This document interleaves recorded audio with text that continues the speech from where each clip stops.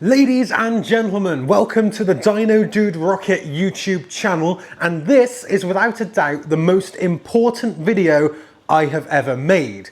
Yesterday I became the owner of quite literally one of the rarest vehicles on the planet. In fact, I can guarantee that you've almost certainly never heard of it before. So in this world exclusive, after a decade and a half of dormancy, I give you, ladies and gentlemen, the rebirth of the BMW Clever.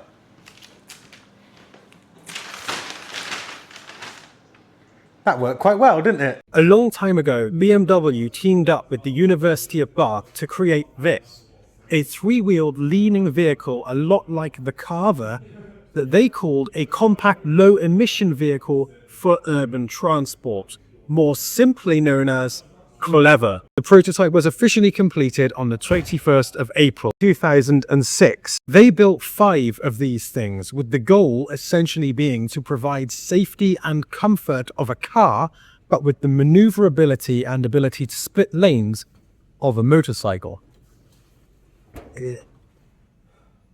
Why didn't this catch on? We are in the mechanical engineering department of the University of Bath, and this is kind of like a toy box for a petrol head. You've got super bikes over there, a couple of engines strewn about the place. There's a Jetta that's undergoing a hydrogen conversion over there, as well as some super high efficiency vehicles here. This is the BMW Clever, and this is Professor Andrew Plummer, who is one of the folks who's worked on this car for sort of 20 years nearly. Yeah, that's right, yes, up until about 2012 when we finished the research on the vehicle. So you have a better knowledge perhaps of anyone else in this organisation about the vehicle? Maybe that's true. Maybe. And your area of expertise, I understand, was more the hydraulic side of things? Yes, hydraulics and control systems, because it's an actively controlled tilting vehicle. The control side is very important. The drivetrain that propels the vehicle is a combustion engine. That then drives a pump that pressurizes a hydraulic system, and then we can control hydraulic actuators to actually tilt the cabin of the vehicle. So it has a computer-based control system that's quite sophisticated, because the tilting of the vehicle has to vary depending on how fast the vehicle is going. The steering input, so there's a sensor to measure the steering input from the driver, and combining those things together, it works out how much it has to tilt in order to go around a turn safely without the whole vehicle tipping over, because it's got such a narrow track. It did at one point tip over, didn't it? It did in testing. You know, when you're developing engineering things, you need to test them to the limit, and you only find out where the limit is if you go beyond it. So I think there was an occasion with a relatively large driver, heavy driver, driving aggressively, and it did tilt, and there is a bit of damage on the chassis that you can see, just some scuff marks where it hit the ground. But the structure is quite strong, so it survived that without too much of a problem. The BMW Clever last fired its engine back in 2012 when the research on it concluded. Since then, it has sat dormant in the mechanical engineering workshop at the University of Bath. The space it was taking up was becoming too much of a burden to bear, and so Josh Starling had basically given a 1-month ultimatum saying, get it gone by the end of October or we are going to scrap the thing. They contacted museums such as Haynes and Bewley, but nobody wanted the Clever. And it just so happened that on Tuesday of the last week of October, as I filmed this, I was walking through a corridor in mechanical engineering at the University of Bath, and I saw a picture of it on the wall. I sent out an email asking if I could come and film the thing. They mentioned that yes, but I'd need to hurry because it's going to be scrapped, at which point I said, no. I cannot allow you to do that. So this is all happening very quickly, isn't it, really? It is, yeah.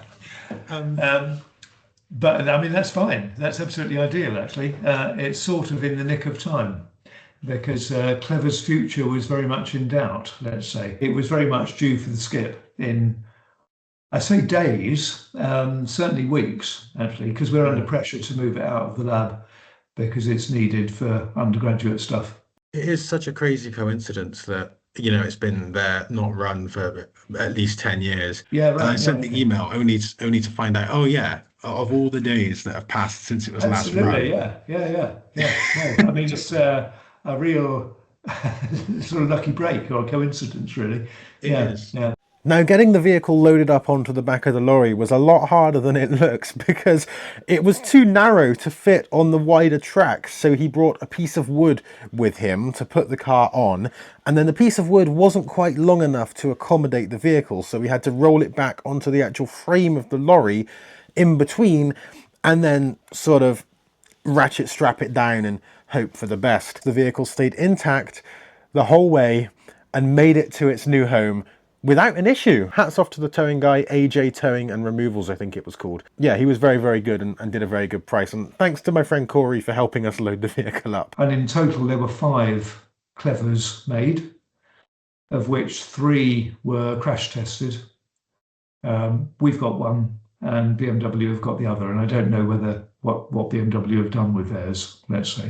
So I contacted them. They had Oh, yeah. it in a right. museum, is no longer in the museum and is now stored and inaccessible, they say. Oh, right. So Okay. 3 were crash tested, meaning that there's only BMWs and ours left. Right. Yeah, okay. That's interesting. Wow. Yeah. I mean, that figures, naturally. Now, ladies and gentlemen, getting a vehicle like this, one of only 2 in the world and functionally the only one that's ever going to be publicly available, getting it up and running again is going to cost a lot of time, but also a lot of money, and this channel isn't monetized. My good friend Lee Kemp is already best friend of the channel over on Patreon, and if you have even a penny to spare, please consider going over to the Patreon and subscribing. You can do so for as little as £3 a month, and every penny will go into getting this vehicle running again. I can't do it without your help, so anything you can do, I'd be super duper grateful. If you can't give any cash, that's fine. Engagement helps YouTube videos grow more than basically anything else, so leave me a comment and let me know, what would you do if this was in your garage? So the BMW Clever is finally in its new home. My neighbour's garage. We have a month in this location before we have to move on, at which point we'll be going to my nan's garage.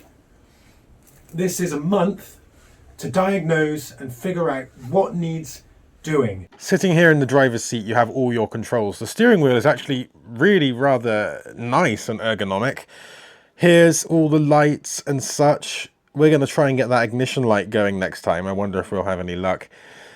I have basically no idea what any of these mean. And over here, voltage readouts and more bits and bobs that I'm going to need to read the PhD thesis to understand, because right now, a little bit out of my depth. Guys, we have confirmation. Look, BMW C1 176. This is the 176cc, meaning that it has 18 horsepower, I think.